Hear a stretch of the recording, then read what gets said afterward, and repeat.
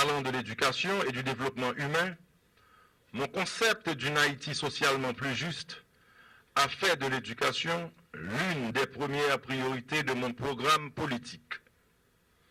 Les fruits sont déjà là, mais mon objectif reste plus grand. J'attends du gouvernement de continuer de mettre tout en œuvre pour honorer les engagements pris envers le peuple haïtien, à savoir l'accès gratuit à une école de qualité pour tous les enfants à l'échelle du pays. Faire en sorte qu'ils y restent au moins jusqu'à la fin de la 6e année fondamentale et sortent avec le profil de compétences établies.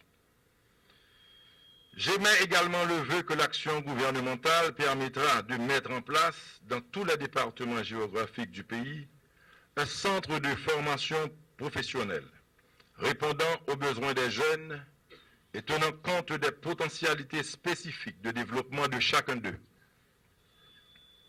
D'accroître et d'améliorer l'offre de formation technique et professionnelle dans les départements géographiques.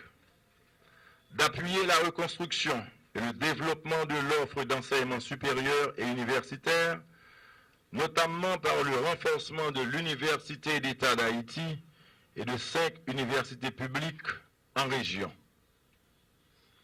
Mettre au profit de la formation et de l'apprentissage les technologies de l'information et de communication. Mon vœu le plus cher reste que 2012 nous offre l'opportunité d'assumer pleinement le triptyque de notre République: liberté, égalité et surtout fraternité.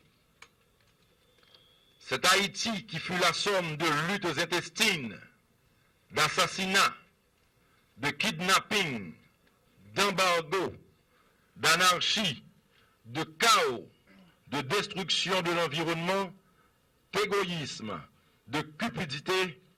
Cette Haïti, il faut qu'elle change. Aujourd'hui, ce sont encore 8 millions de nos compatriotes qui vivent encore sans électricité. 5 millions d'entre nous ne savent ni lire ni écrire et sont dans le noir, le jour comme la nuit. 8 Haïtiens sur 10 vivent avec moins de 2 dollars américains par jour. 2 Haïtiens sur 100 contrôlent 69% des richesses du pays. Sur une population active estimée à 4,2 millions d'habitants, moins de 200 000 disposent d'un emploi formel et régulier. 84% des diplômés universitaires haïtiens vivent à l'étranger. Enfin, la classe moyenne est exsangue. Mais ne dit-on pas que c'est dans les pires calamités que se révèle le caractère des peuples?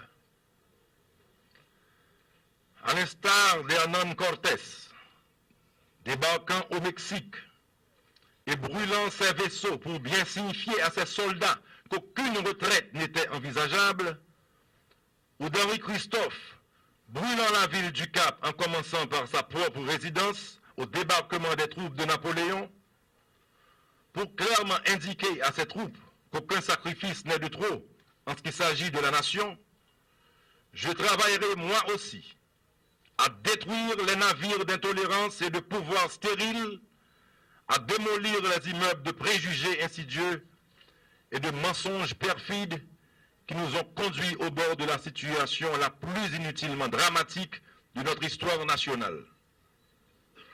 Je vois se lever sur Haïti une ère nouvelle, une nouvelle philosophie du service public, entièrement tournée vers les services à la population, l'établissement d'un climat favorable à l'investissement et à l'emploi, et la recherche permanente de résultats.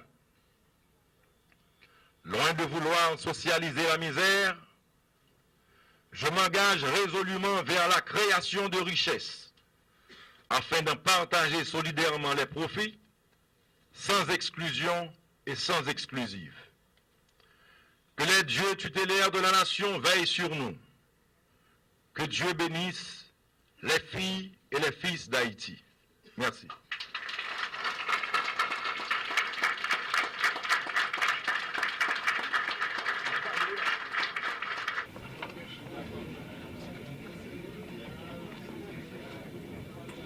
plus rien n'étant à l'ordre du jour, et en fonction des pouvoirs qui me sont conférés, je déclare lever la séance en Assemblée nationale.